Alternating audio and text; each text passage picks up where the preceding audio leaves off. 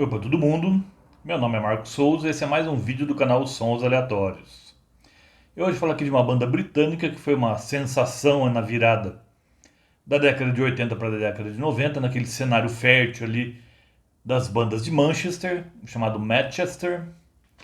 E esse álbum se tornou um clássico instantâneo e não perdeu até hoje, eu posso garantir para vocês, nem um grama do seu frescor, da sua vitalidade, que é o álbum de estreia do Stone Roses,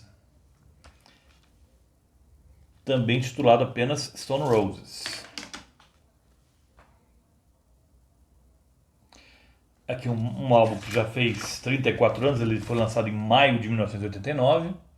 Essa edição já é bem antiga. Aqui o então quarteto. E o que temos aqui então no caso? Alguns dos melhores exemplares de pop psicodélico sessentista repaginado aí para os anos 80 e 90. O Stone Roses é uma banda que foi formada em 1983, porém o primeiro single foi lançado apenas 2 anos depois, em 1985, e não fez nenhum estardalhaço. Depois outro single em 87, também sem grande repercussão. A maré começou a virar para a banda com a entrada do baixista Money. Aqui temos aqui de membros fundadores o vocalista Ian Brown e o soberbo guitarrista John Squire. E inicialmente houve muitos músicos, eles eram um quinteto com 2 guitarristas, depois passaram a ser um quarteto.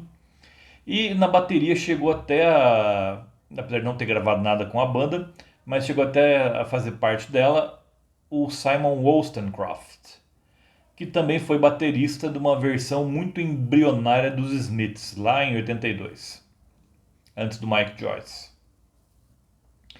Então, a partir da formação clássica do Stone Roses, que é o Ian Brown nos vocais, o John Squire na guitarra, o Money no baixo e o Randy na bateria, aí sim eles puderam alçar voos. Em 1988 já saiu o primeiro single deles que fez algum alarde na imprensa, que foi o Elephant Stone. Esse já chamou muita atenção, justamente por ele lidar aí com influências, principalmente de The Byrds e Pink Floyd da fase Syd Barrett. Essas são as influências mais reconhecíveis no som do Stone Roses lá do início. E em 1989, daí veio outro single em fevereiro, que era Made of Stone, e em maio, finalmente, essa maravilha aqui, esse petardo que é The Stone Roses, o álbum. Então já começa com tudo, com o clássico absoluto também, que é I Wanna Be Adored. Já mostra as credenciais da banda desde a primeira faixa. E aqui temos um trabalho de guitarra incrível do John Squire. Eu gosto muito do baixo galopante do Money aqui também, e um vocal meio distante, até ligeiramente petulante, do Ian Brown. Ele era daqueles vocalistas que cantavam meio abafado, a edição deixava a voz dele meio abafada, mas ele cantava assim com um certo desdém até, mas que combinava com a sonoridade das canções.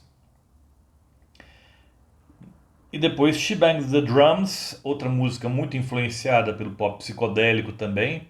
A Wanna Be Adored é também mais menos. She Bangs the Drums é bem mais sessentista. Assim como Elephant Stone, que aqui no álbum original não tinha essa canção. Foi incluída aqui como faixa bônus. Mas não sei por que foi incluída em terceiro lugar, como faixa 3, deveria estar lá no fim, né? Mas em todo caso, Elephant Stone, um grande momento do Stone Roses também, que é uma canção do single de fevereiro, e que felizmente foi incluída aqui. Também pop psicodélico da melhor qualidade, e como eu falei, repaginado para os anos 80.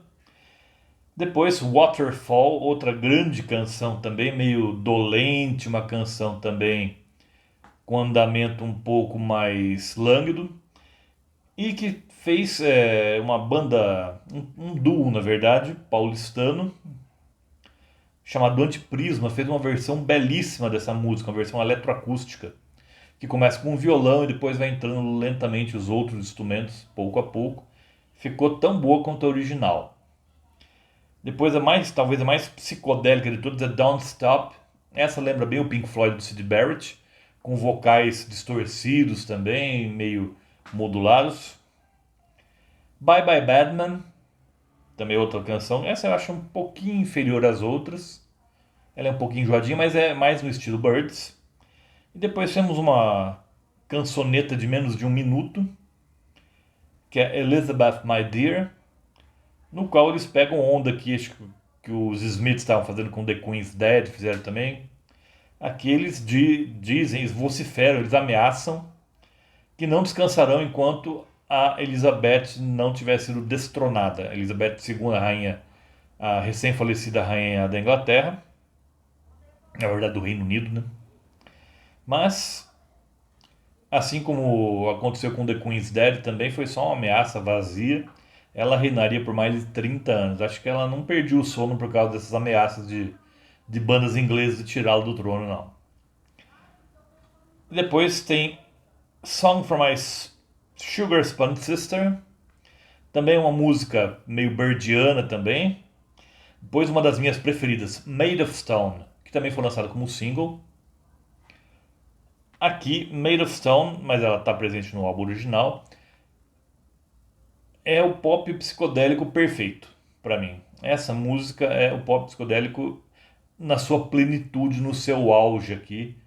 E aqui a banda, o Ian Brown já canta de uma maneira mais entusiasmada e não e menos com menos desdém aqui do que nas outras canções. Isso faz bastante diferença.